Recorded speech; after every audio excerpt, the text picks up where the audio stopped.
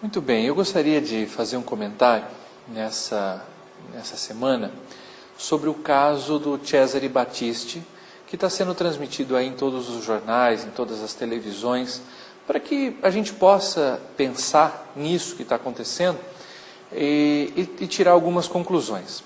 Claro, já há muita coisa dita e eu não pretendo aqui dizer apenas novidades, mas a todos os nossos amigos que nos ouvem, que nos assistem, que leem aquilo que a gente tem postado, algumas informações são importantes. O que a gente tem, no caso, é que o Cesare Battisti foi uma pessoa condenada pela justiça italiana em virtude de 4 homicídios, ou seja, ele matou ou contribuiu para que 4 pessoas fossem assassinadas. E esse caso foi julgado na Itália, ele foi preso, inclusive, por isso, mas conseguiu fugir da cadeia. Depois foi para a França. Inicialmente na França ele teve um reconhecimento de refugiado político, foi tratado como refugiado político, mas percebeu que ia perder esse status de refugiado político e por conta disso ele fugiu da França e veio para o Brasil. Quando veio para o Brasil, ele foi inicialmente aqui detido por ser uma pessoa procurada pela justiça italiana e tudo mais, e pediu um status de refugiado político. O que é um refugiado político?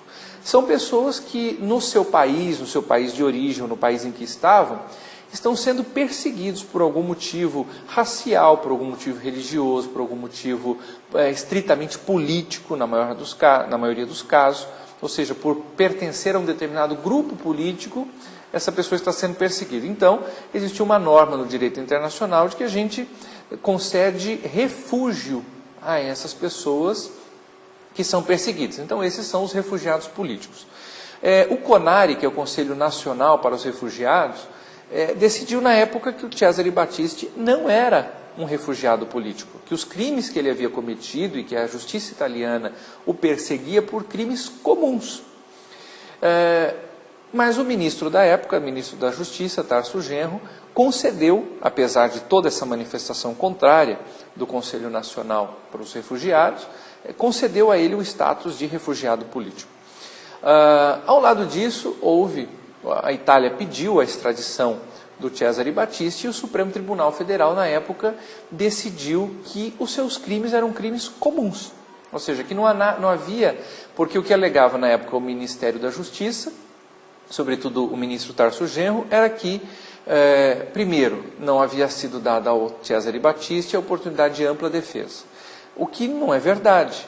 Ele, no fundo, fugiu da cadeia e naquilo que não se defendeu, naquilo que não compareceu aos atos processuais, e por isso foi condenado à revelia, ou seja, sem comparecer a alguns atos processuais, foi porque ele tinha fugido, não estava mais na Itália, tinha ido para a França e depois aqui para o Brasil.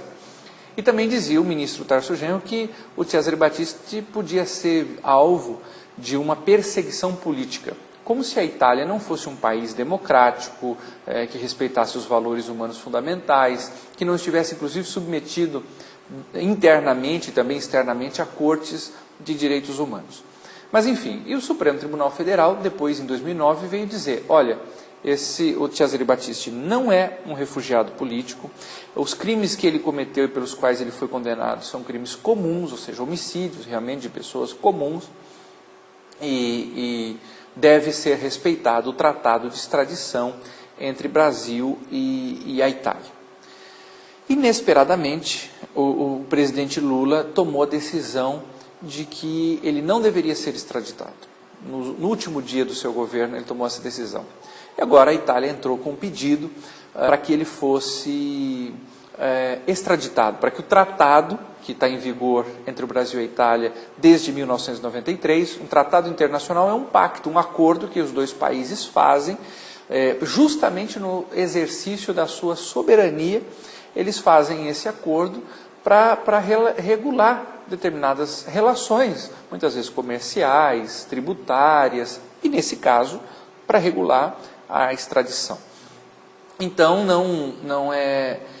o tratado internacional, só o país soberano pode celebrar um tratado internacional. Só um país que tem soberania pode celebrar o tratado internacional. Foi o que o Brasil fez e foi o que a Itália fez.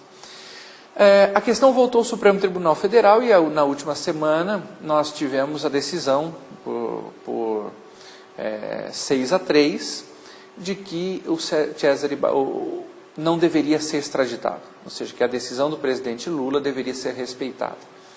O que acontece? Um tratado internacional, ele tem o mesmo valor no Brasil, existem algumas divergências doutrinárias, mas vamos pegar aquilo que é mais corrente. O tratado internacional tem a mesma, vale no Brasil a mesma coisa que vale uma lei. Então, uma lei, como a Lei de Responsabilidade Fiscal, como o Código Civil, o Código Penal, o Tratado Internacional possui essa mesma, digamos assim, tem esse mesmo valor jurídico. O que acontece? Pelo Tratado Internacional, que, eu repito, está em vigor desde 93, o Cesare Battisti tinha que ser extraditado, porque nas hipóteses em que há exclusão da extradição, ele não se enquadra em nenhuma delas. Pelo contrário, ele está em todas as hipóteses que permitem a extradição. Então, no fundo, quando se falou muito na televisão e os ministros que foram favoráveis à decisão do presidente Lula disseram que ali estava uma questão de soberania nacional, na minha opinião, como na de vários outros professores e pessoas renomadas no direito internacional, no mundo inteiro, houve aí um absurdo. Por quê? Porque, na verdade, o Brasil já exprimiu a sua soberania nacional, ou seja, o seu direito de se regular diante dos outros países, quando em 93, claro, o tratado começou antes, porque é um processo demorado e assim por diante, mas se consumou em 2003, quando o Brasil publica no Diário Oficial da União que tem um tratado internacional que já foi ratificado, ou seja, que já foi confirmado pelo Congresso Nacional, pelo decreto legislativo e tudo mais, ou seja, ali o Brasil disse para a Itália, para o mundo e para o Brasil, dizendo, olha, os casos em que tiver criminosos que vão para a Itália é obrigada a devolver, ou seja, a extraditar essas pessoas para o Brasil, e o Brasil é obrigado a extraditar para a Itália. Veja, se tratasse de um brasileiro que tivesse cometido um crime na Itália, o próprio tratado já diz que nesse caso pode haver recusa, quando a pessoa é nacional. E da mesma forma, quando é um italiano que comete um crime no Brasil e que está na Itália, a Itália pode se negar a extraditar uma pessoa que tenha nacionalidade italiana e o Brasil pode negar alguém que tenha nacionalidade brasileira. O caso é que o Cesare Battisti não tem nacionalidade brasileira. Ele é italiano, então não haveria nada no tratado que pudesse, digamos assim, minimizar a situação dele.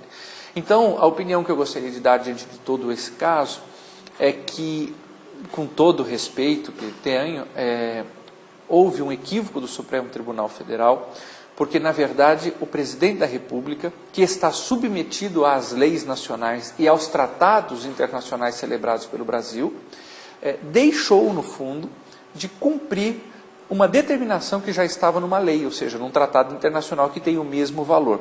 E da mesma forma que o presidente da República, por mais que seja a mais alta autoridade representativa do Brasil, não pode descumprir a lei de responsabilidade fiscal, não pode descumprir os códigos, as leis brasileiras, também não poderia deixar de cumprir um tratado internacional.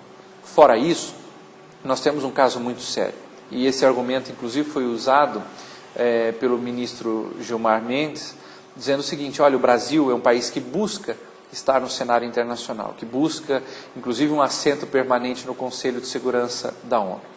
E um dos principais requisitos para isso, na política internacional, é que seja um país que tenha credibilidade nas suas relações internacionais. E, no fundo, o que acontece com o Brasil, com essa decisão, é que o mundo olha, e se a gente olha, toda a imprensa internacional ficou estarrecida,